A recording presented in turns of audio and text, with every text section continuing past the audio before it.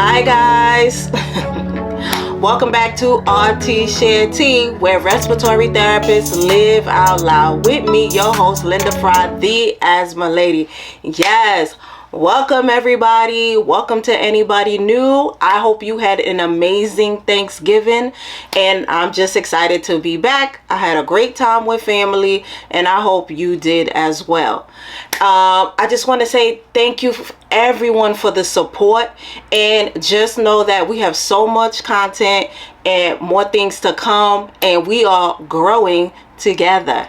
All right guys. Yes. So today's episode, we are going to talk about how to identify asthma triggers, right? Okay, so I am the Asthma Lady, as you guys most know. So this is my thing. So when it comes to things like asthma triggers, you're going to see, and we could talk about it, whether it's you that have asthma or if you're guiding a patient that has asthma. So from what I've seen from doing this for years, you have two types of patients. You have the patients that know all of their asthma triggers, so they'll tell you everything under the sun that they think are their asthma triggers. And then you have the folks that just quite haven't figured it out. They're just like, I have asthma, and right? So it's our job, for those that want to help patients with asthma, to help identify these asthma triggers. And it's always best to start from the home, right? Because home is an environment where we can sort of kind of control for the most part. Now, when I say the word home, I am using it loosely because we can't assume that everyone has a home. So I'm just talking about anywhere where somebody spends the most amount of time, and that would be considered their home, right? Okay, so we want to engage patients when it comes to identifying asthma triggers. Why?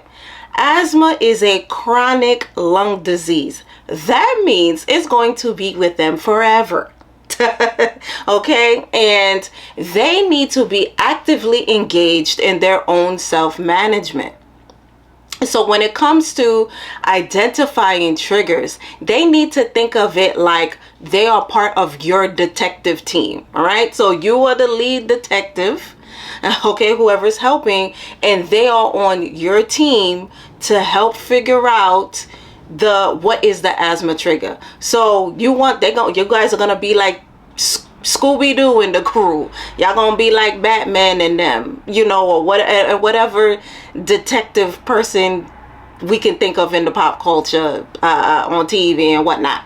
So you want to think of it like, okay, when, like, let's say if your kid is acting up, you know how your kid is or how your spouse is, and they start acting up, the behavior is starting to change, or they're just acting funny, and you're like, let me see what's going on.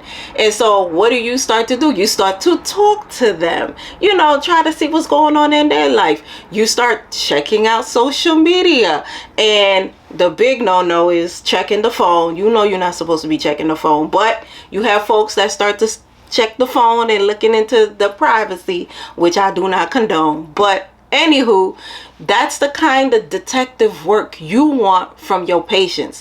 When it comes to asthma triggers, we want to know the timing.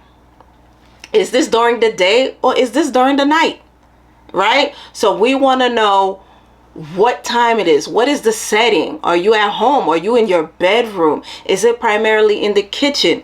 Let them know that all of these observations count, all of them, so they can put it on if they old school, tell them to write it down. We do have something called an asthma diary. That's kind of like a throwback thing, but they can just put it on their phone. There are plenty of apps you could use where patients can log in what their triggers are, what were they around during this time. So, and try to keep them to keep doing this observation of, is it, what season, were you around smoke, just things like that. Just start to keep engaging them on this route. And what you want to do is you want to continue to give patients gold stars. You know, just like school, when, you know, you used to do well in, like, I don't know, your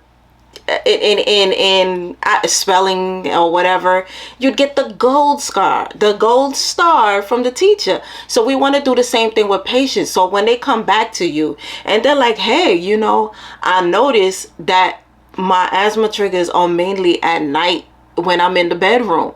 It's like, wow, look at you doing the detective work. All right, now we want to keep going. Let's see what it is.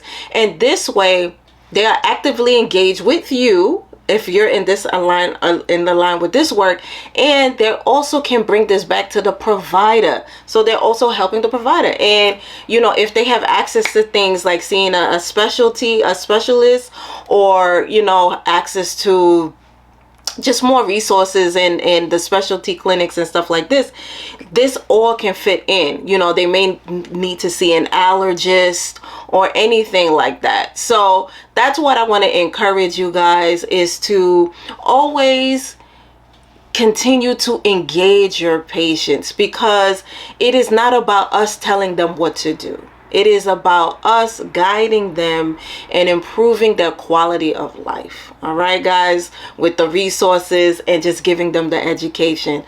Well, guys, thank you so much for being here with me today. I hope that you learned something new.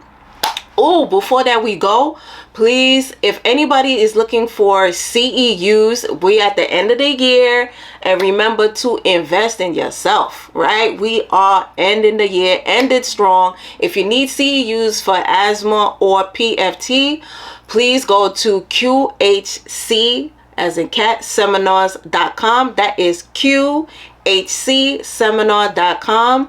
They have a good one for, we have a good one for $259, and you have access to it for the whole entire year, so you can watch it at your leisure, and it will help you with the exam. Also, your girl has an ebook. Yay! Okay, it's called Asthma Control Please, 9 Steps to Community Engagement and Asthma Awareness. So, like, check please, asthma control please. Okay, so check out for the book. It's free on Amazon Kindle Unlimited, and $4.99 on Kindle, the regular one. So thank you guys, thank you so much. Continue to just shine bright. We at the end of the year, and there is so much to come. All right, guys, thank you so much for being here with me. Remember to invest in yourself and to only compete with yesterday's version of you. Bye.